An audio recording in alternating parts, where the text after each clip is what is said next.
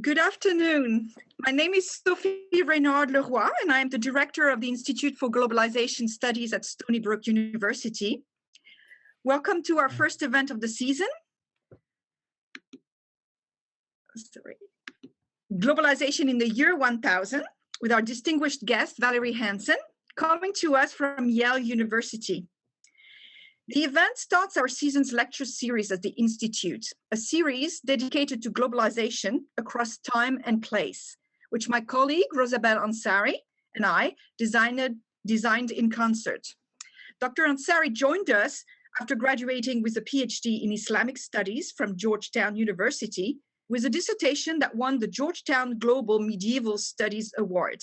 She teaches classes on global Islam for the Department of Asian and Asian American Studies and the GLI program at Stony Brook, and also serves as a fellow for our institute, organizing events around globalization and her larger field of studies in the medieval and early modern Middle East and the Mediterranean. Her addition to our institute and the GLI program prompted us to explore a facet of globalization that we felt is often overseen. I am an early modernist myself, specialized in Western Europe, in particular France. That is its early modern origins and articulation beyond the West. And this series aims at educating our public and rectifying this narrow definition of globalization as a modern and Western phenomenon.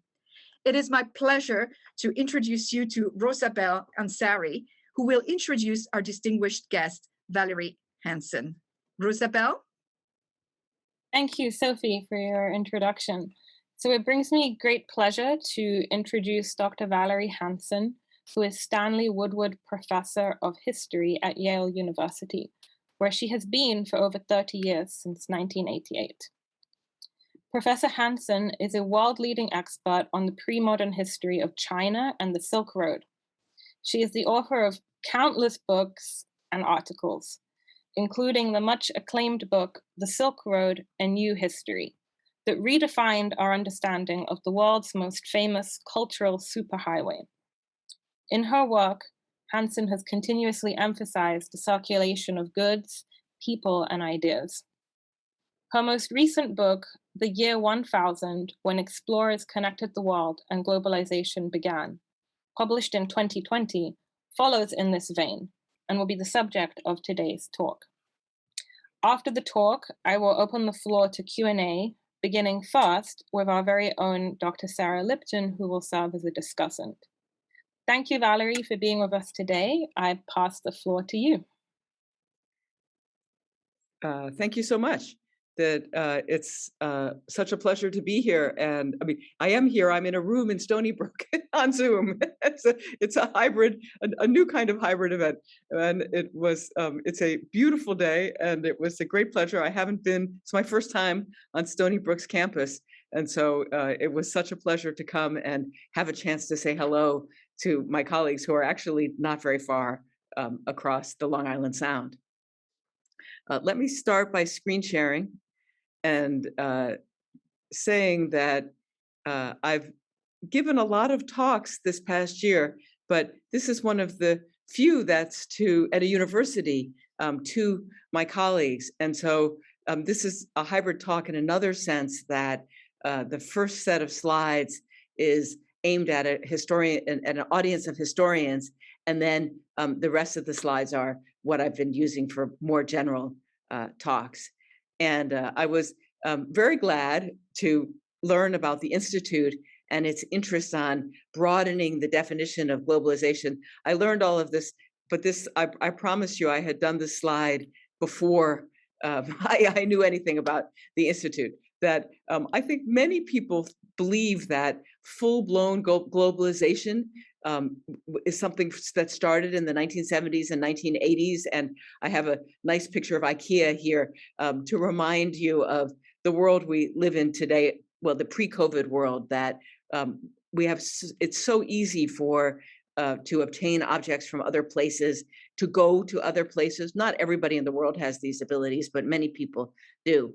But I think historians all agree that there's something earlier. There's some kinds of precursors to this modern globalization, but when?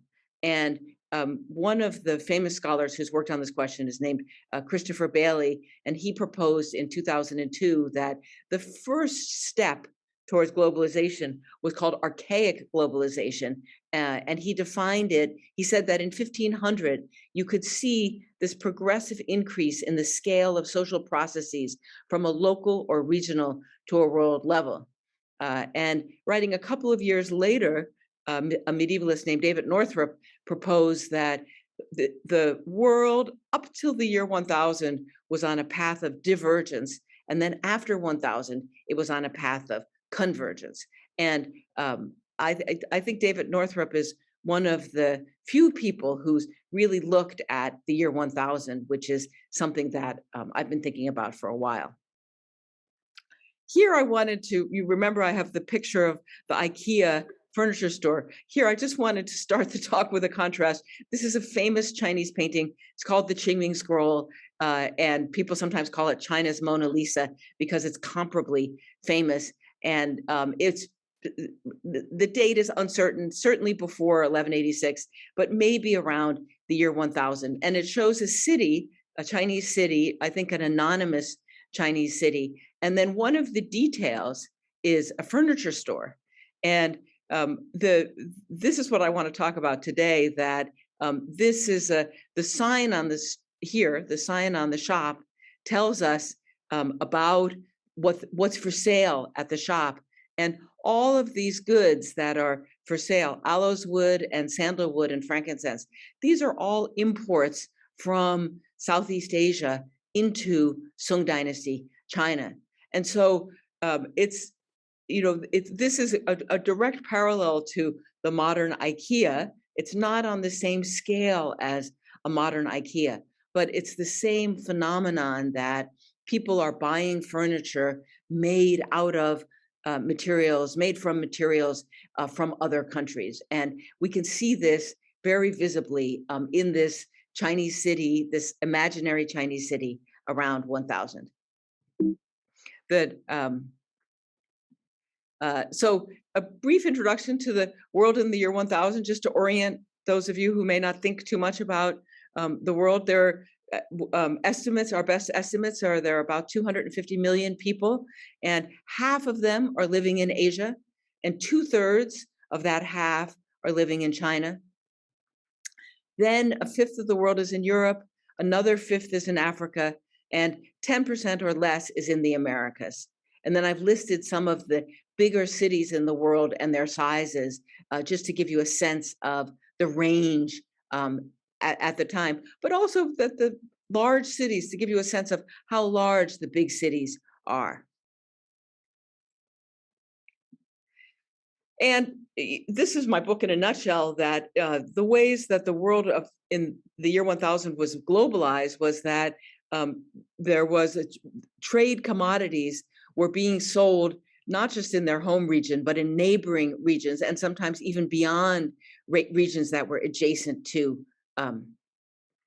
the home region. The slide I showed you of the furniture shop was selling frankincense, and the original frankincense was from the Arabian Peninsula, the frankincense that was being sold in China. And then by the year 1000, actually, there were substitutes for frankincense coming from Southeast Asia. So the goods are traveling across large distances, trans-regional distances. People are moving too. Some of the people are moving voluntarily. So that's explorers and envoys and traders who are choosing to go from one place to another. A lot of the people who are moving in the year 1000 are not choosing to move. They are enslaved peoples, and there are 3 major sources of enslaved peoples in the world at that time. So Scandinavia, Central Asia, and Africa, and they're going to the main slave markets of Eurasia, in Constantinople and in Baghdad, and then other markets in the Islamic world. And one of the things that we can see in the year 1000 is that globalization affects people who stayed home. And probably the phenomenon that had the deepest effect on the most people was the spread of religions. We now call Christianity, Islam, Hinduism, and Buddhism world religions. They were becoming world religions in the year 1000. And we have kings who are in many cases, worshiping local deities, choosing to worship the Christian God or the Muslim God or Hindu gods or Buddhist gods in an attempt to unify their people. So these are all different phenomena that are precursors to the globalization that we experience ourselves today. And one of the big questions for historians is always causation. Why did these things happen? And I think in the book, I didn't say that much about causation, mostly because I thought, well, just demonstrating these changes was already plenty to do. But I did talk about an increase in agricultural output in Europe, the Islamic world, China, and Mexico among the Maya, and how this freed people from having to work the land and enabled them to sell specialized crops and handicrafts at markets. And some of these markets were local markets, but some of these markets were international markets.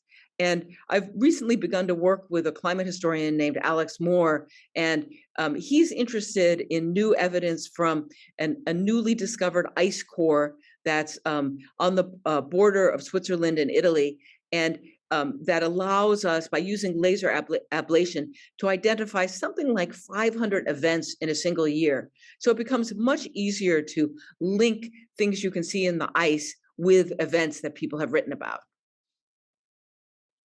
And I have learned from Alex Moore about, I mean, this is something that people who work on medieval Europe will know these terms, but the first historians to propose that there was climate change was part of the story, talked about a medieval warming period, because they could see the climate getting warmer in Europe. And then another generation of historians came along and said, it wasn't right to call it the medieval warming period. It was more accurate to say the medieval climate anomaly, because some places got warm, but maybe other places got colder. And then the latest generation of research is showing that this medieval climate optimum, that a band across Eurasia, including Western Europe and including China, benefited from a drier, warmer climate. And I just want to have a slight warning here that the kind of warming I'm talking about is not global warming as we talk about it today, because it's not that the world is warmer than it's ever been before. There's swings, and there are some cool periods and some warm periods. And so the medieval climate optimum was preceded by a cooler period, and it was succeeded by a cooler period that's often called the Little Ice Age. And so that, but during this period of between 900 and 1200, the climate is demonstrably warmer. Almost always when you read about this kind of climate change, people say that the change is maybe a degree or a degree and a half centigrade. But what that meant on the ground was you had to have a lot of extreme climate events to change the average over the whole region. And a lot of this climate change has to do with what's called the North Atlantic Oscillation. And it's the shifting between the Icelandic low pressure system, which I show here to the north, and then the Azores high pressure system, which is here. And when the Icelandic low pressure system is crossing Europe, though it's cooler, it's also wetter because the winds are coming from the ocean. And when the Azores high pressure system is crossing Europe, it's hotter, it's also drier. The air is being carried across Africa. And so this was a contributing factor to the increase in agricultural output, but there was also just raw innovation that in Europe, we have the use of these new agricultural tools that in what R.I. Moore is called the Serialization of Europe, which is a huge increase in the production of grain across all of Europe. And here we've got this horse-drawn plowing equipment, and this is called a harrow, and it's a tool that's like a rake that has a lot of teeth that breaks up lumps of earth. And of course, it's the root of our word to have like a harrowing experience. And so there's this, so the use of plows and then the use of iron tools is something that's happening in Europe. In China, there's also a lot of innovations linked often with moving water. People in China are moving into South China and growing rice. And you can see here that this is a painting of a water wheel, and these 4 men are pedaling on this log and moving the water from the lower field to the higher field. And this is from a series of paintings that show different agricultural innovations. And one of the things going on in medieval China is that the government is distributing these kinds of materials to a wide audience, printing them using woodblock printing, which has already been discovered in China since around 700. And so printing in East Asia is, I was going to say, is much more, there's a lot of printing is very common in East Asia. It's long before Gutenberg that people, and even in China, there is some movable type printing in China. So that's part of, in terms of the causation, that the climate is getting a little bit warmer, but there's also a lot of agricultural innovation that's leading to an increase in crops. And those crops, this increased agricultural production is allowing some people to stop working the land and start going, either selling things at markets or going into different kinds of businesses that it was not possible to go into in earlier periods. So for the rest of the talk, I'd just like to talk about some different kinds of ocean, well, 3 sets of ocean voyages that were occurring around the year 1000, and to ask when the Age of Discovery begins. And usually historians say that the Age of Discovery began in 1492 or around 1500, and they think about Columbus and Da Gama, and then Magellan, who's Magellan's crew kills him, but Magellan's crew are the first people to make it all the way around the world. But if we look not just at from a European point of view, if we look at from the point of view of the whole world, we can see that other peoples are also making long ocean voyages long before 1500. And I'd like to start with the Vikings, and we have archaeology has given us some of these dates, but we know when the Vikings left Denmark and went to Iceland and then to Greenland. And then they come to a site this is Canada, on the island of Newfoundland, a site called Lansaw Meadows. And this is the North Atlantic, the route across the North Atlantic that they're crossing. And the site of Lansaw Meadows looks like this. And there were some dwellings on the coast, and in the 1960s, an archaeologist, Anne Stein Ingstad from Norway, arrived at the site with her husband and asked the local peoples that whether was there any dwellings that were possibly Viking dwellings, and they showed them some collapsed houses and said that they thought they were the houses of local the First Nations peoples, the Amerindian. The indigenous peoples living in Newfoundland. But when the Ingstads excavated in the 1960s, they found evidence that showed incontrovertibly that this was a Scandinavian site, that these were the Norse. This is a pin. They found this pin, this bronze pin, and this was used to close the neck of a cloak. And it resembles identical pins that have been found in Denmark and Iceland that were made between 950 and 1020.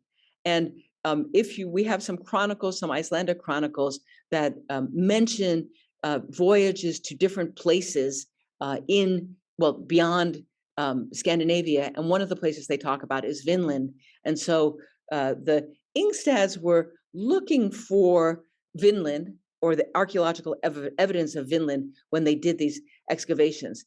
And I think it's important to remember that before the Ingstads did their excavations, we did not have proof that the Vikings or the Norse had reached North America. It was only with the discovery of this pin and then some other artifacts that historians understood that the Norse had arrived in North America around the year 1000. And so that's something I'm very interested in, is the beginnings of when modern historians think, oh, some people may have been in some place, but they don't yet have hard, convincing evidence for it. And then I was going to say, so the tip of Lansdowne Meadows is here on the tip, off the edge of the map, and the tip of Newfoundland. And then this is a Viking penny that was found in the Goddard site in the American state of Maine. And this is a significant find because it's from after the period that the Vikings go home. It's over with. This coin was found after the period where after the Norse left the site of Lansdowne Meadows, but it shows that voyages were continuing, that the Norse were coming back probably to collect lumber that they needed on both Iceland and Greenland, and so they would send ships back to North America, pick up some trees, and then return to Iceland and Greenland. And one of the things that I think when we're thinking about these early voyages is ocean currents, and ocean currents that the different navigators were able to take advantage of. And this map shows you the main ocean currents in the world, and many of them are called gyres. The ones above the equator are clockwise, and the ones below the equator are counterclockwise. And if we look specifically here at the different currents in the Atlantic, you can see here the blue current is deep under the water. The red currents show the Gulf Stream and the different currents that are prevailing in the North Atlantic. And I want to talk about a possibility now. This is comparable to this the possibility that the Norse when the Norse went to the site of Vinland, that they were someplace in North America before we knew that for sure. And what I want to talk about is the possibility that the Norse landed somewhere on the Yucatan Peninsula. And this is where, at this time in the year 1000, the Maya have a major city at Chichen Itza, where we think about 40,000 people lived. And the site of Chichen Itza, many of you may have been there, has different monuments, different stone monuments. This is one of the important buildings, the El Castillo, and it's famous because on the equinox, the sun forms this pattern of the body of a dragon, and then you can see that this is the head of the dragon. So this is something that many people travel to see on the equinox. Chichen Itza also has a huge ball court for playing the Mayan hip ball game, and this is the largest ball court any place in the Americas. And then this is the building that I want to talk about because it has some evidence that suggests that the Vikings may have been at Chichen Itza. This is the Temple of the Warriors, and it's got, you can see there's these figures here. Some of them represent warriors, which is why it's called the Temple of the Warriors. And in the Temple of the Warriors are some paintings that show, as you can see, some blonde-haired captives who have light-colored eyes. And here's another picture. These are watercolors were done by an American woman archaeologist named Anne Extel Morris. And she's when she was there, the Carnegie Institute did these investigations of the site of Chichen Itza. These murals were already in fragments on the ground and falling apart. So the investigators pieced together these different murals, and Anne Extel Morris painted these watercolors. So the originals have now been destroyed, and no one is allowed to go inside the Temple of the Warriors. So we're not looking, strictly speaking, we're not looking at a primary source. We're looking at a copy, I think I would say a carefully done copy of a primary source. But you can see in this picture that here's another blonde-haired person who has beads in his hair. And one of the conventions of Mayan art is to put beads in the hair of captives. And you can see that this fish is swimming menacingly close to his wrist, as if he's about to bite it. There's also some boats that are shown here, and this is another picture of a boat. And these are very interesting evidence. I think this is suggestive evidence. I don't think it's conclusive that the Norse may have been to Chichen Itza. The counter argument against this view is that these victims don't really have blonde hair. The artist has just shown them with yellow hair to distinguish them from another group. And in Mayan art, that does happen, that when artists paint two sides, and they paint a lot of pictures of battling peoples, when they're showing two sides in a conflict, they will often give the two sides distinctly colored skin so that you can distinguish them. This evidence, I think, is more convincing, and this is, I'm really presenting the point of view of my late colleague, Mike Coe, who was a great Mayanist really one of the world's great Mayanists, and taught at Yale for a long time. And he was very interested in this portrayal of a boat because it had visible planks that you can see here. And the Mayans had dugout canoes. They didn't have planking on their boats. The only peoples who had planking on their boats were the Chumash in the Americas, were the Chumash peoples who live around modern Santa Barbara. And this is just a reminder of what a Viking ship looks like with the planking. So that's one set of voyages that we don't know for sure that the Vikings made it to the Yucatan Peninsula. That's a possibility. But we do know for sure that they made it to Canada. Another set of voyages, were very impressive voyages, took place, impressive in terms of the distances covered, took place in the Pacific by Polynesian voyagers. And these dates are archaeologically attested dates. And so there was a wave of migration into Polynesia. And then from Polynesia, ships set off in 3 directions. They may have set off in more directions, but we know that they landed at Easter Island in Hawaii and in New Zealand sometime between 1190 and 1290. And what the archaeologists have found, the tools that they're carrying were all identical, so that it looks as though everyone left at the same time and then went in these different directions, possibly in response to some kind of climate event. We don't know, we don't have any archaeological evidence about the Polynesian ships, but we do know in the late 1700s, actually a little bit earlier, the 1600s, that they were using double canoes that they bound together, and then they put a sail on them to move. And we also know, and this is not evidence from that period before 1290, this is modern evidence. You can see it's a photograph of this navigator named Malpialog, who was teaching the star compass to his son in this picture. And this is a system, a traditional system of Polynesian navigation, where the navigators memorized what the night sky looked like in different places at different times of year.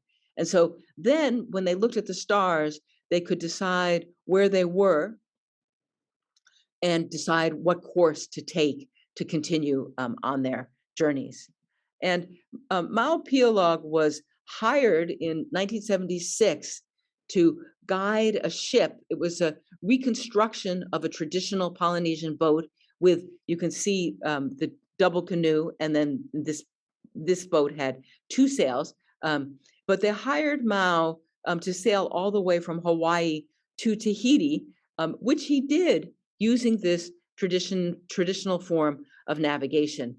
He was I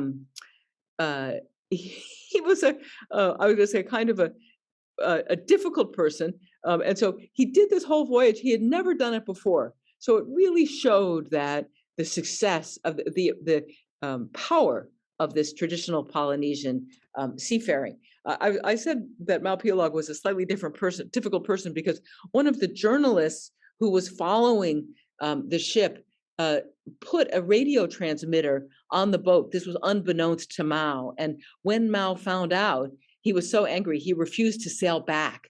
So the ship got all the way from Maui to Tahiti, and then other people had to sail it back to Hawaii.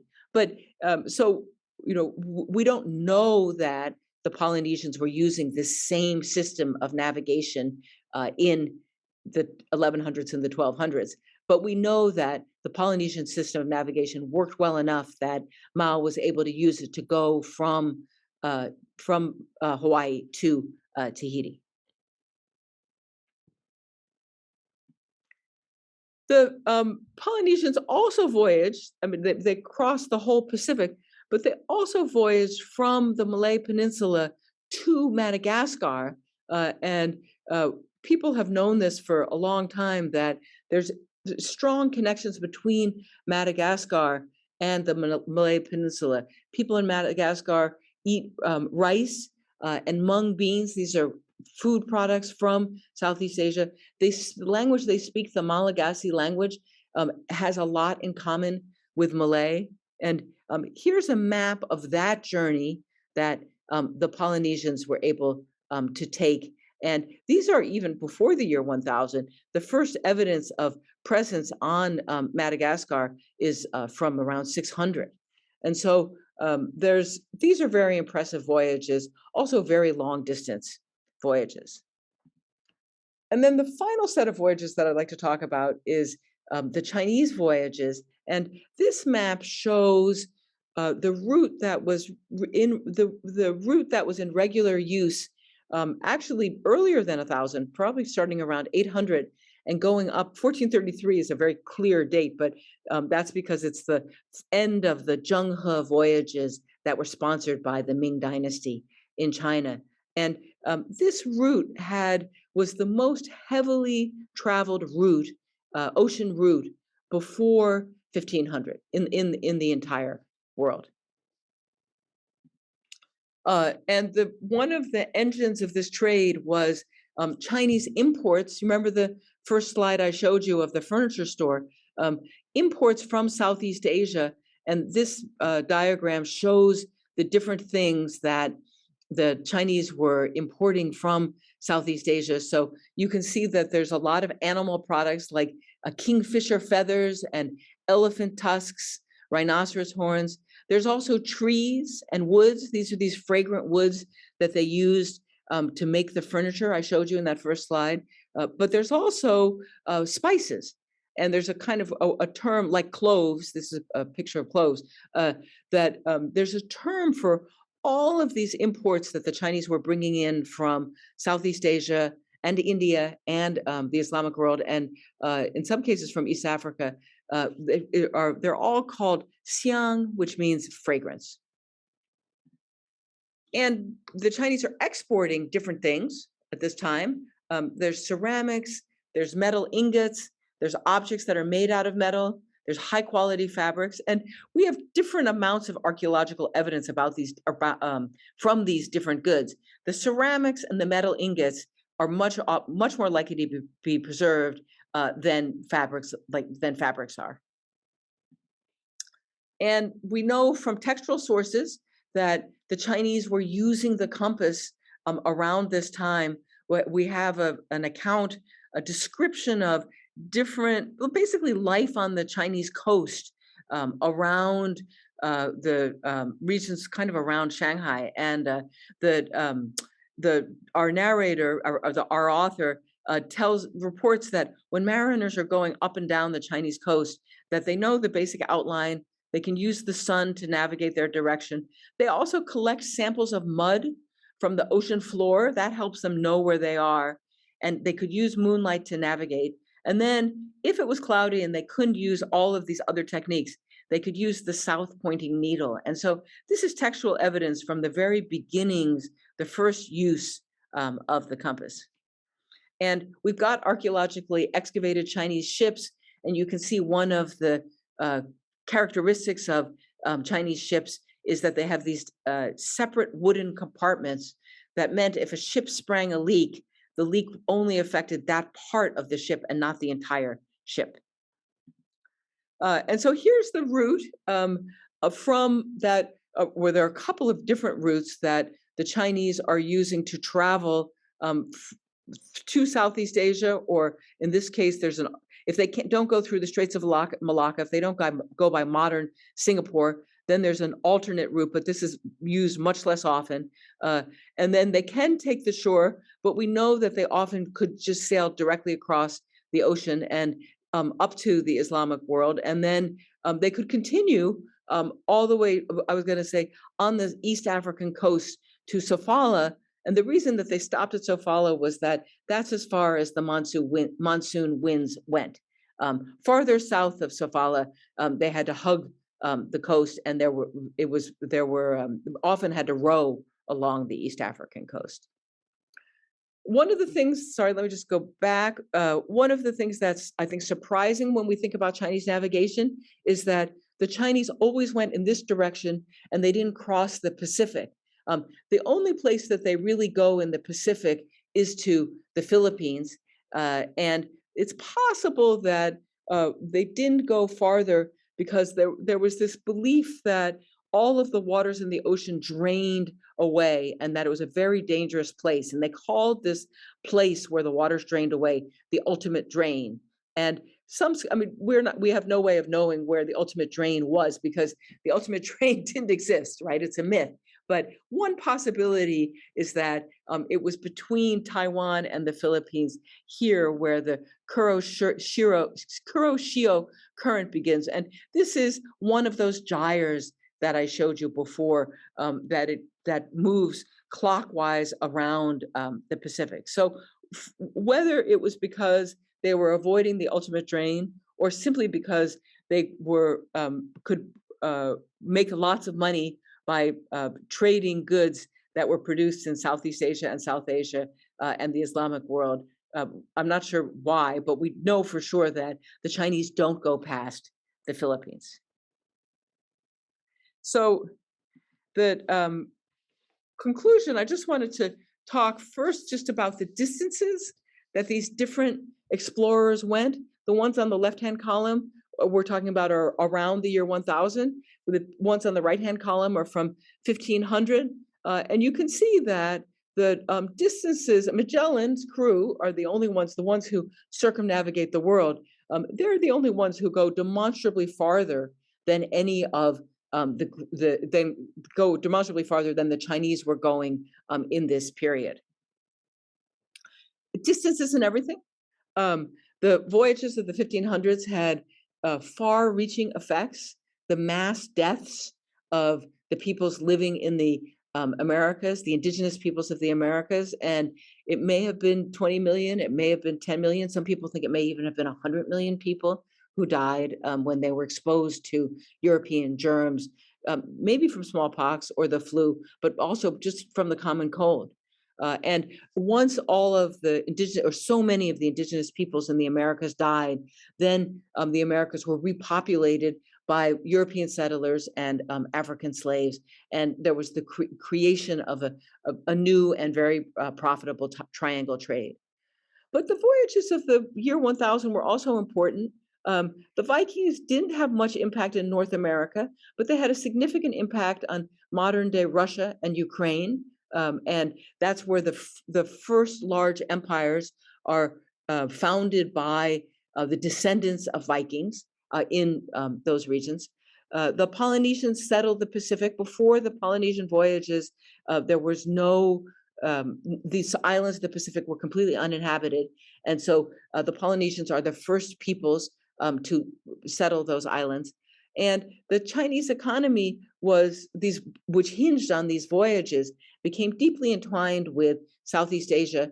And when we think about globalization, I think one of the definitions of globalization is when people who live in one part of the world are affected by economic forces beyond their control in another part of the world.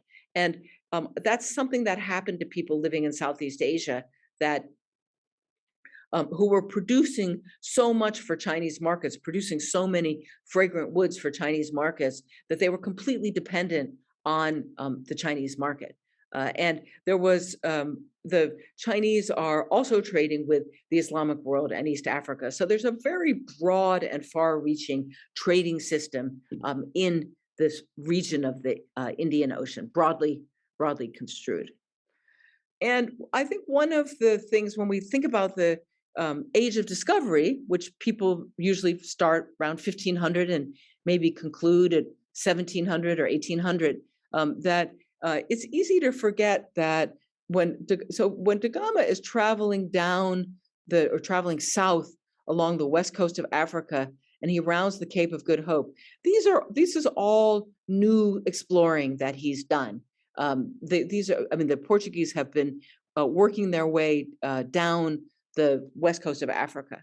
But once he gets to Mombasa, he's able to connect with this pre-existing trade routes that have been in use for hundreds and hundreds of years. And he hires a pilot here who can take him to India.